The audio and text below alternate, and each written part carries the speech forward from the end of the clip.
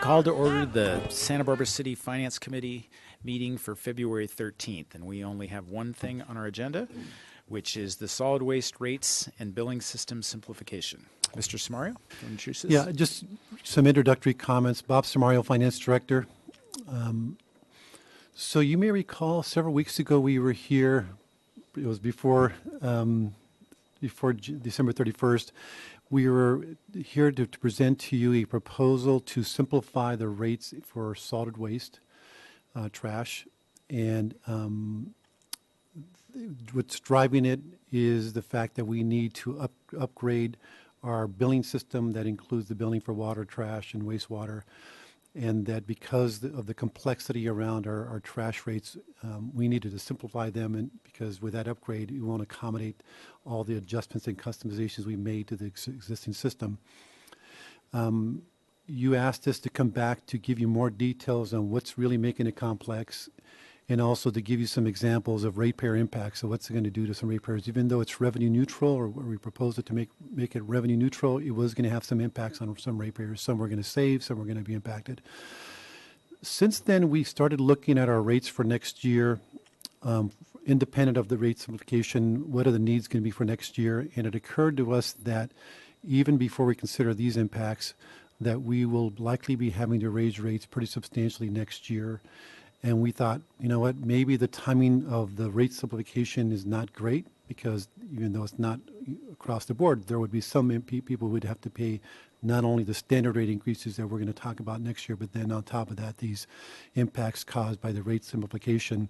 So we thought that'd be too much for some ratepayers. So we rethought that. But we thought it would be good for us to take this opportunity to talk about what are the driving factors that are making next year's rates seemingly high, or going to be high potentially. And to kind of we're not asking for any kind of direction today. We just want to present it to you, and we'll come back to you at a later point and counsel with what those rates are going to really look like. But we want to start the conversation because they're pretty substantial in terms of what we're looking at for next year. One of the key drivers is the resource recovery project that we are working with the county in terms of the rate impacts next year and the following years. So wanted to get into all of that. So with that, I'm going to turn it over to Ms. Renee Irely. She is our Environmental Services Manager, and she'll kind of walk you through that. Thank you. Ms. Irely? Good afternoon.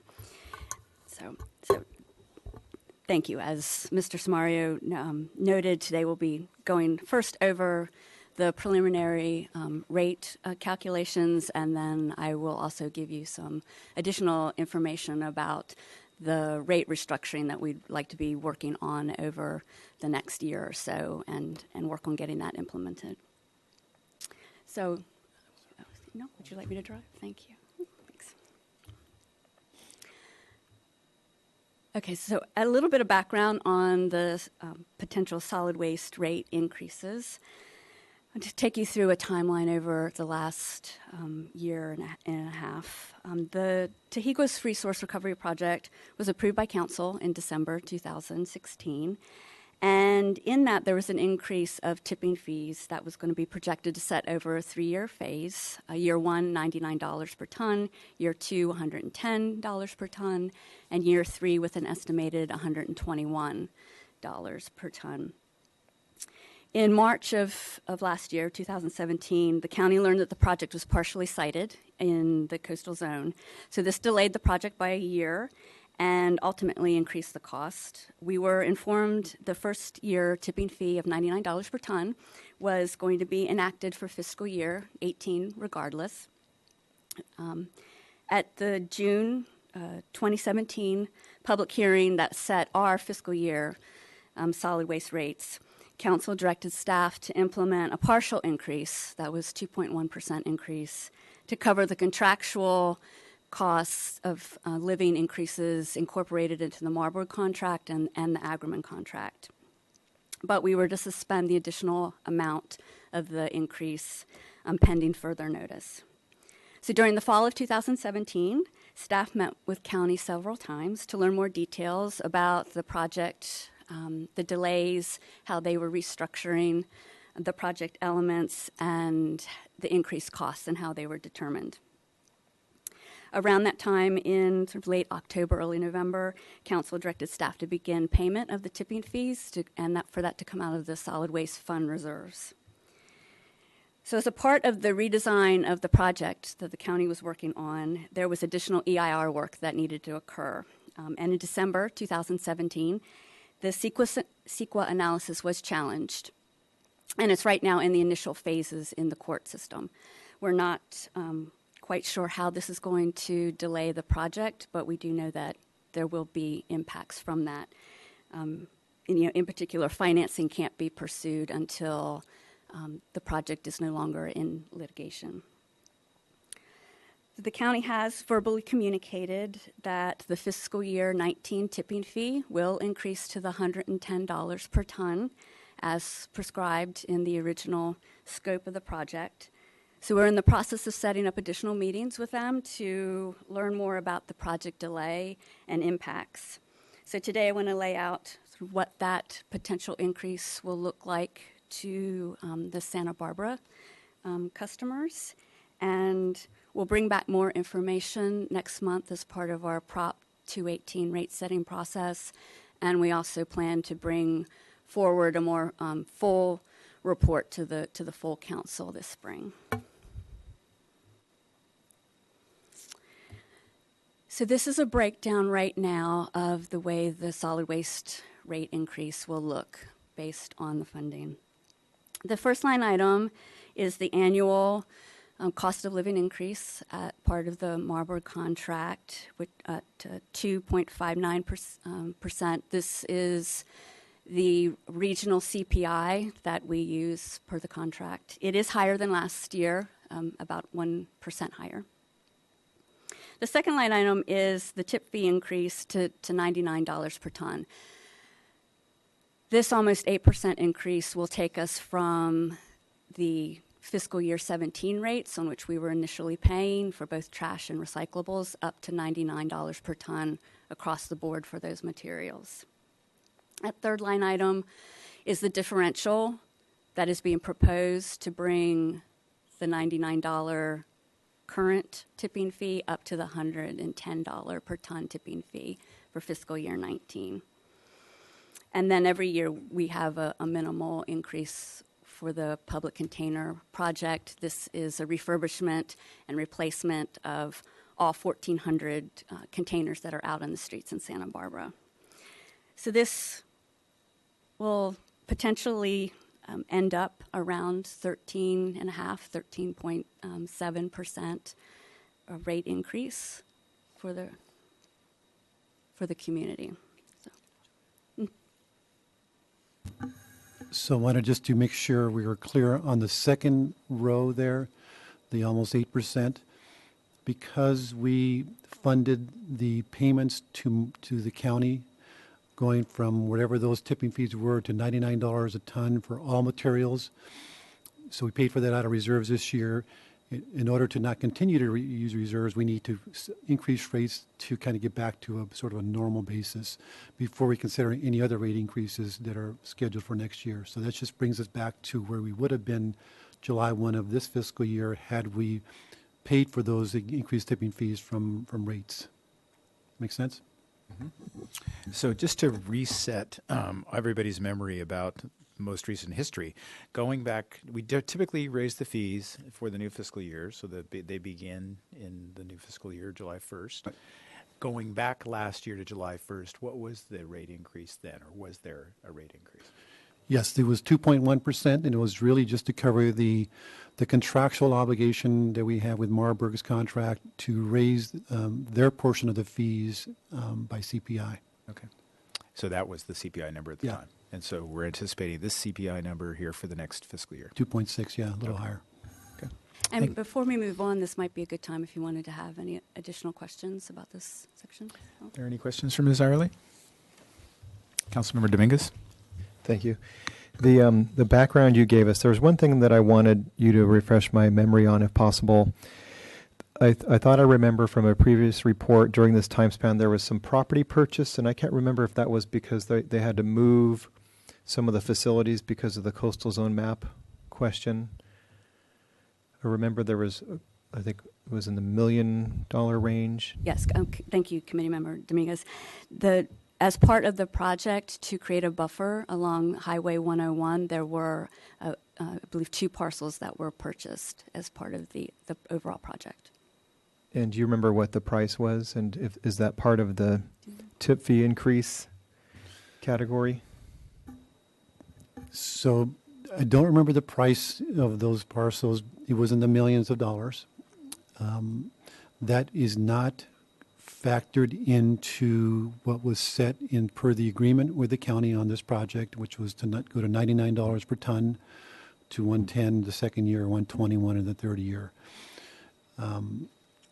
When we were discussing with the county about this time last year, when the initial delay occurred because of the coastal zone issue, they did mention to us that even though there's been a delay, that we still need the $99 a ton because of other costs that they've incurred, one of them being the land purchases.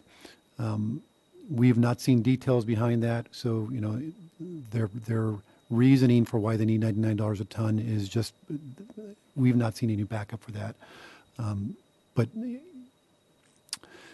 And I don't think that they're able now, because of the timing, to include those parcels, the cost of those parcels within the financing of the project, the bond financing. I think that was the intent early on. And regarding the total amount, so it's tip fee increased to $99 a ton.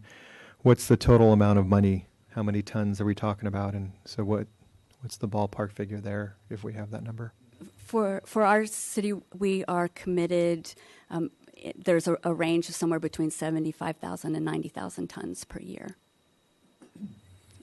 So roughly a $10 increase would be $750,000 up to whatever more than that we deposit. That's about right. Yeah, the going from whatever the fees were in 17 to $99 a ton represents about $1.5 million, $1.6 million to the city. That's the dollar amount. And then there's a breakdown apparently of how much of this ends up being priced into what the consumer pays, or how much the bill would go up. So do we know for every $10 increase how much of that actually ends up being passed along, or what percentage of the consumer's bill that makes up? I can do that. Yeah. So the way the customer bill breaks down is roughly 70% of what they're paying is for the collection services provided by Marburg, the picking up and transportation, and 30% of that is for the disposal, essentially the tipping fees charged by the county at their various facilities. So that's the breakdown. So a 10% tipping fee increase might be a 3%. yes, Okay. to the bill, yes, Okay. roughly. Thank you. One additional question too that I had: did you consider, or are you considering, a kind of smoothing strategy for these incremental tipping fee increases over a longer period of time, rather than just the 2 or 3 steps? With respect to the second item, we could consider that. That's basically the portion that would help us to avoid using any more reserves. We ended up using, as I mentioned, about $1.5 million in reserves to cover the tipping fees going to $99 per ton. And we have somewhere around $1 million left in reserves. So we would have to be, if we wanted to spread that out, we couldn't spread it out very far because we would eventually run out of reserves. But we had thought about that, maybe doing over 2 years. So instead of 8%, be 4% per year. But our reserves would get kind of, get pretty minimal. We'd be down to a few $100,000. Well, this is sort of a big capital project. This is what the reserves are for, is to access these sort of large capital projects. Yeah, our reserves in the solid waste fund, they're a little unusual. Even though it's an enterprise fund, we really don't have a capital program per se. It's all operations. So we set it at 25% of just the operating budget, excluding what we pay to Marburg. It's about a $20 million budget, or $23 million budget, of which 20 is to what we pay to Marburg, 3 is for our own sort of programs. So we base our reserves on what we should have based on $3 million. We don't factor the $20 million, which is just a pass-through. But it's really to cover operational shortfalls. For example, We know that the recycling market right now is really taking a big hit because of China, the green fence and all that. So we may have to dip in those reserves because we're having to pay even more for some of those just to process those recyclables. We never really intended to set up a reserve for this project, really this project. That's what the 1.5 or 1.6 was supposed to establish, was this contingency reserve for the project. And that was our share because we know that the recycling markets were volatile. Everything else is fairly fixed. So I'm not sure our reserves were for capital purposes. It was just for operations, and a separate reserve would be created for the project. Okay, thank you. Ms. Arley? Thank you. So regarding the proposed simplification for the solid waste rates and the billing system, last November, we did bring forward an initial discussion on the needed rate structure to accommodate the billing system upgrade. So today I will give you a little bit more detail and provide some examples of representative service levels and how the rate system adjustments may impact the customers. I'd also like to reiterate that the proposed rate structure will continue to incentivize recycling and food scraps and all of our diversion programs as well.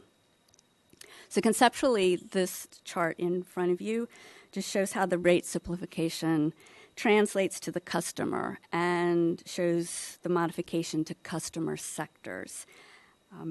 As we've mentioned before, the simplification will create a combined sector called small residential, which is both single-family and multi-unit buildings of 4 or less units. And these tend to have similar service types of needs, so that's a good way to put them together. And then there's also state legislation, namely AB 1826 and 341, which deals with business recycling and food waste, and also large multi-unit buildings of 5 or more. And so really we need to adjust our system so that we are in alignment and compliance with state law.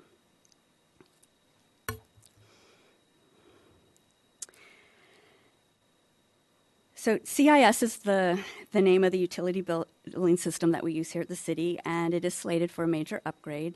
It's designed as a water utility billing system, and it's heavily customized here in the city to handle our complicated solid waste structure. Our solid wastes are calculated by a system of interdependent steps with bill codes that charge for services differently for each customer within each service sector, be it residential, business, or multi-unit, and based on the presence or absence of other services. So this actually generates hundreds of different rate options. And the schematic in front of you shows the sequence of steps the system goes through to generate bills for each customer. So it's quite complex. It's time intensive. It can run anywhere from 2 to 4 hours a day, and we run bills every working day of the month. So it's quite extensive.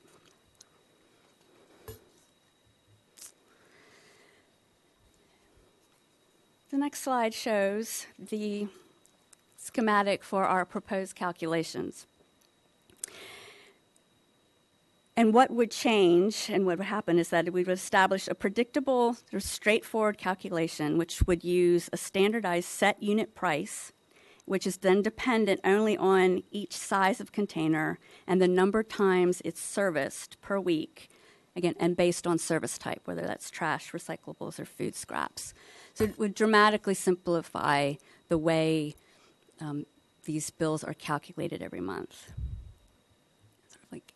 And as an example, these 3 tables in front of you is a subsampling of our business services and how they would be calculated. And so, for example, if you took the first row in the first column in the first table, and you would multiply it by the same cell in the second table of number of containers, and then that would generate for us the monthly revenue that is coming. In that instance, TCC means it's trash collection from a can, and it's one time a week, and then we have 102 of those accounts in the city.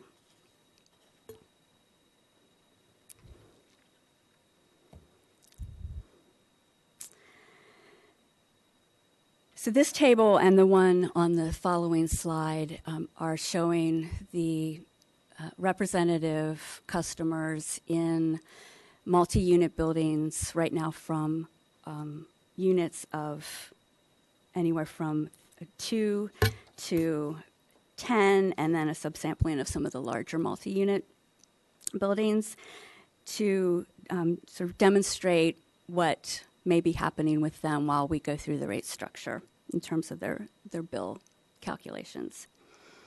And so while the proposal will keep the solid waste fund neutral, some customers will see changes in their bills. Again, most business and multi-unit building customers will have no change or even a small decrease in their bills, but a little over a third of them will potentially see an increase. And it may look like these bills are changing a bit chaotically, and in some ways, and actually they are, but there are some fairly substantial swings.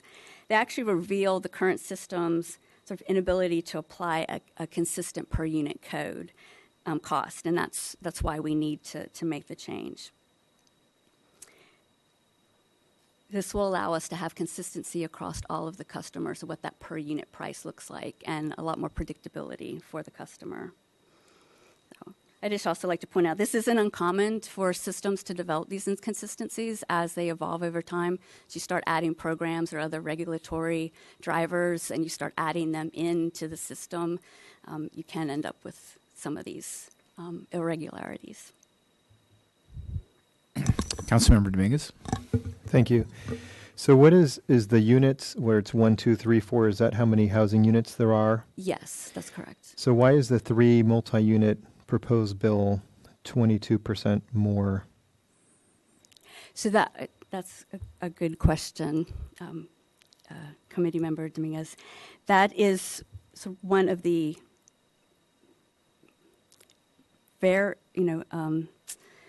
this is an example. So not all of the 3 units would have that percent difference, but it is possible that some of them will. And in part, that is dependent on what level of service they are subscribing to. So in this instance, in this example that we used based on the service level applied to them, this customer would see a 22% increase.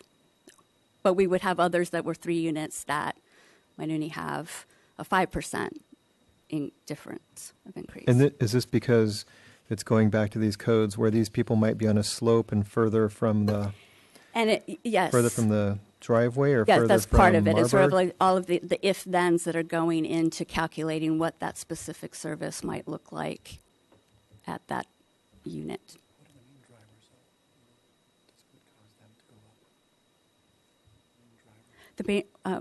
One of the main drivers is in simplifying is if they are already maxing out on what we currently classify as free recycling. So that's another element as well that goes into this, because that will change moving forward. Could you elaborate on that a little more? What's a free? So for some of for single-family customers and for certain multi-unit customers and even small business customers, right now in their trash service sort of package, there is a certain amount of what is free recycling, and so they're quote unquote paying for all the costs are laden on the trash service itself, and none associated with the recycling or garbage, or they're getting it, or green waste. So they're getting some kind of credit for that. Going forward and creating the consistency, there would still be the per unit cost, the per volume cost, a charge for the garbage. So whatever volume that was, 32 gallons, 96 gallons, 128 gallons that would have a set per unit cost. And then the recycling, which was quote unquote free, now would have a 50% rate charged to it. So half of whatever the trash cost was. So the people in the 1 unit and 2 unit weren't getting the free recycling? Yes, they are. So I'm not sure then why the 3 unit is seeing this big rise. I thought maybe you were saying they were getting something that they weren't paying for that they're now paying for, but if the 1 and 2 units weren't paying for it. I mean, and it just strikes me as odd because I would think that the 3 unit would be the cheapest because that's the most efficient. The Marburg trucks have to drive. If you've got a block with 3 of these units versus a single family block where you've got several units and they have to keep stopping or going back and getting these trash cans, it's just counterintuitive to me. So that's why I'm seeking to gain further clarity here. Okay. So just to back up a little bit, for the single families, their unit increase is just because we are eliminating the slope and distant costs, and so those are being applied across the board to all of those customers. The per unit garbage costs are already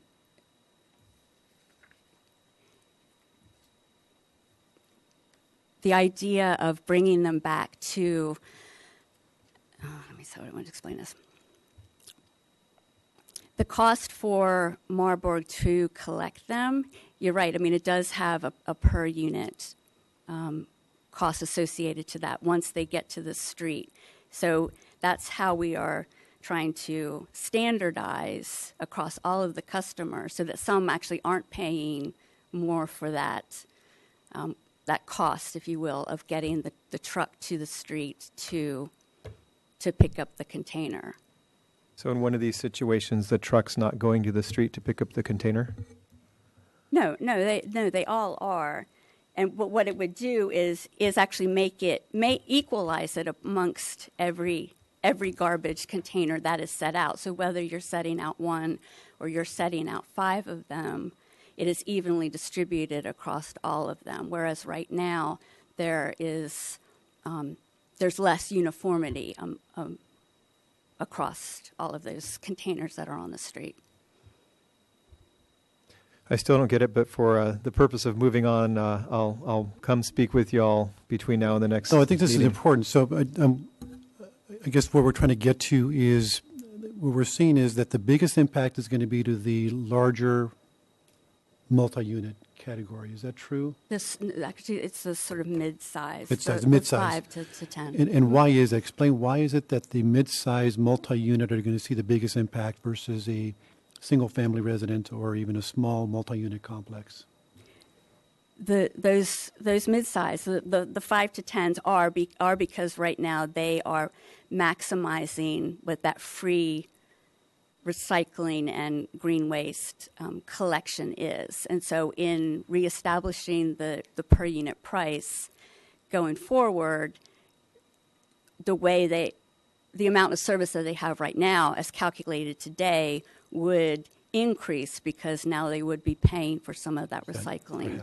Yes, by half. So big picture, they are, under this simplification, the mid-sized multi-unit complexes are currently enjoying more free services than under our proposal. They would have to pay half, 50% still, but they're not going to get, unlimited free services. So the big change is going from what has been traditionally, or more free services on their diversion containers, to having to pay a portion of that. The single-family residential customers already get essentially unlimited free diversion services. We're not proposing to change that. They may only be paying for the fact that we're eliminating these little sort of boutique services, backyard, slope, distance, and all that kind of stuff.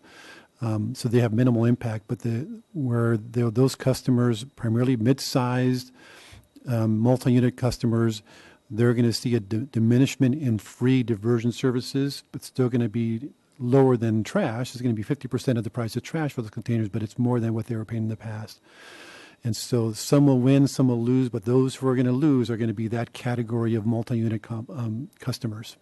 Now, you have to recognize also, though, that we're talking about total bill and how it breaks down. It's who, presumably the landlord will be paying that, how that gets sort of apportioned out on a per unit basis. It's a much smaller impact, same percentage, but smaller dollars per unit. And that assumes that every dollar that the landlord pays more in trash services are going to be passed down through rents to their tenants. Yes, I guess just for the next presentation, the fundamental premise I'm operating under, and maybe this premise is incorrect, so please let me know. Seems like it should be cheaper for customers who are in larger units, where it's cheaper, where the cost of picking up their trash might be cheaper. So to penalize the person in a 3-unit and make them pay more than someone in a 2-unit or a 1-unit, to me that's the part that I'm stuck on, why they have to pay more. So if it's because a single-family home produces less trash, or there's some economic reason or law of physics that explains it, I'd be happy to hear that. Councilmember Friedman? Thank you for these questions. I shared them, Councilmember Dominguez. One other aspect of this is if you could explain why the decision to get rid of the free 95 gallons, I think it is, of recycling.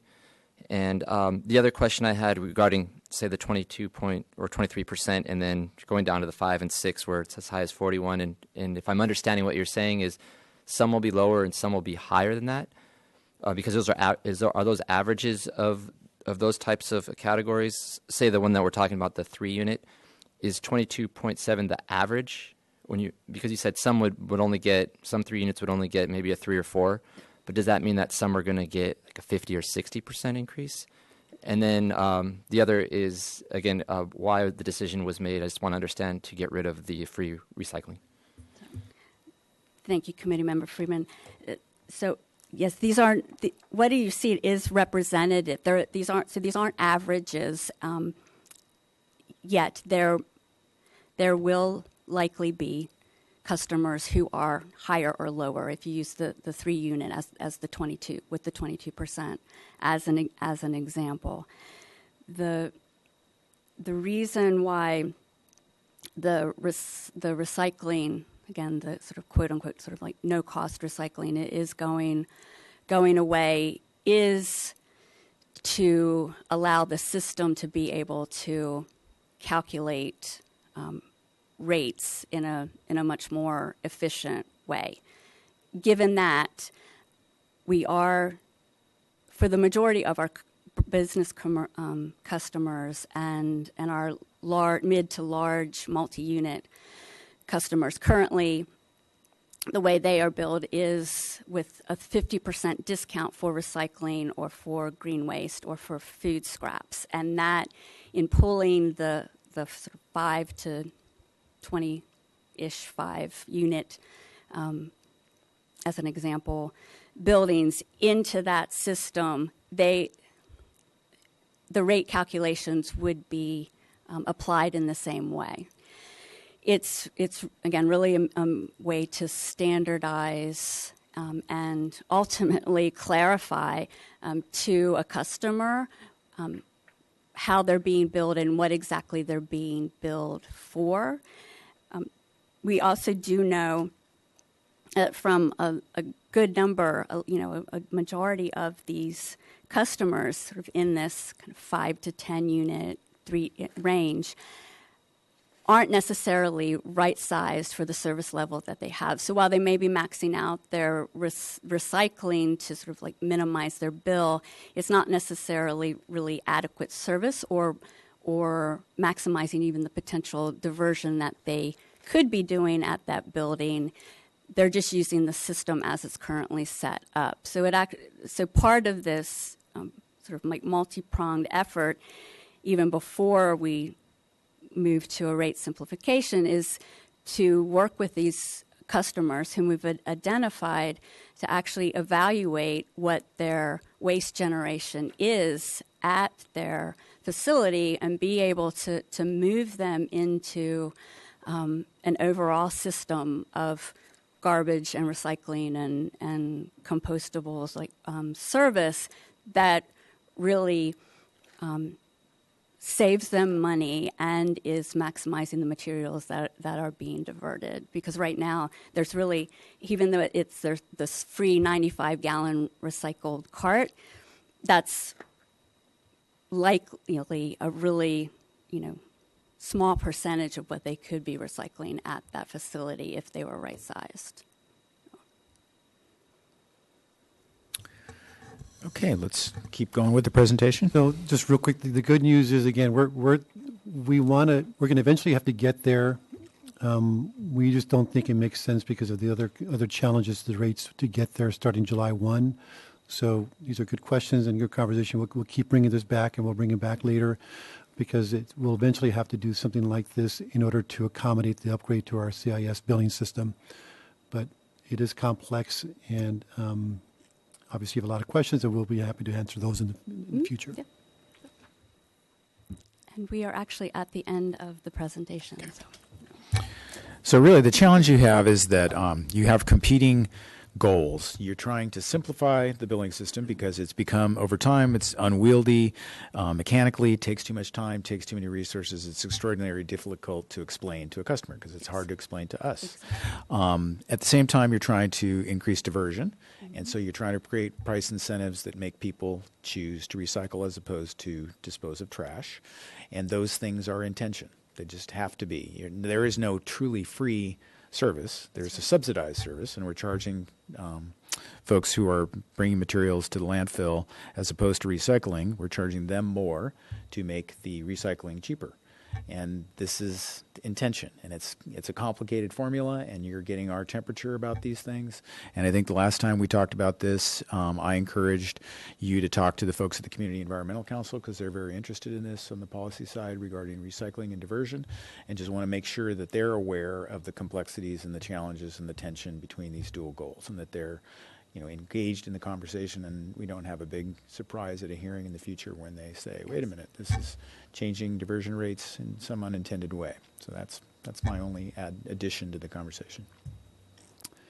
And then if there are no more questions, I wanted just to kind of shift to the other part of this presentation to kind of just give you a sense of what we're thinking at a staff level. We have, again, going back a year, as Ms. Irely indicated, we at a staff level were concerned about having to pay an increased tipping fee to $99 a ton when the project was delayed a year. We thought at the time it made sense to delay all that a year. Council at the end decided let's go ahead and pay it. We will see how it goes. Since then, we've learned that there's an additional delay. We don't know how long that could be, or maybe, or will be. I know initially the county staff thought that if there was a legal challenge to the CEQA analysis, that it could be up to a year. So we have sent a letter, Paul sent a letter to Mona, the CEO at the county, and to kind of get clarification. What are the county's intentions? What are, with respect to the rate increase next year? Even though we kind of heard it verbally, we wanted to make sure that there was some official determination of what that tipping fee would be next year. Would it go to 110? Which was the second year plan now, but we're 2 years now potentially delayed. And does that make sense? Wanted to understand what the impacts of the CEQA challenge are on the timing of the project specifically. How long will that be or delay the project, and what might that do to the cost? So we've asked those kind of questions in a letter to the county. And when we get back that information, we will then have more information to kind of start thinking about what we think would make the most sense for us. Should we ask the county to maybe regroup and revisit this project if it's now going to be in the $140, $150 per ton range? Look at other alternatives. Should we consider maybe a delay in the tipping fee increase for next year, given the fact that we have other rate increases that are going to push our rates up higher anyway already at 13%? So we wanted to ask those questions of them and then see what they come back with. We'll come back to you and the council with our sort of thoughts and recommendations potentially based on, in part, on the responses from the county. But that's kind of what we're dealing with right now. A lot of pressure on rates for next year. More uncertainty now on the resource recovery project, which is driving a lot of these rate requirements. And just want to make sure we're thinking that through and sharing those thoughts and with council and getting direction from council. Any questions? Councilmember Dominguez? That sounds appropriate. Regarding these numbers on the proposed bill, these are taking into consideration the increase of tipping fees to which level? Thank you for the rate simplification. Those are not including the potential increases for fiscal year 19. We wanted to keep those separate just so that we could sort of like demonstrate what is be happening with the current system at the current rates without applying that additional layer to it at this time. So there could be a 3%. Once we know where we're going with the rate increase for fiscal year 19, we will then recalculate, and we'll be able to show what those examples would look like with as applied to the rate simplification. So, for example, that example of the multi-unit, the 3-unit going up 22%, if this were to be implemented, in addition to that, we would be looking at another 13% increase on top of that. That's why we thought the timing of this would be a little bit difficult, given that we have other rate increases that are going to be substantial before we even consider this. So the 41% increase would go up to 54%. Exactly.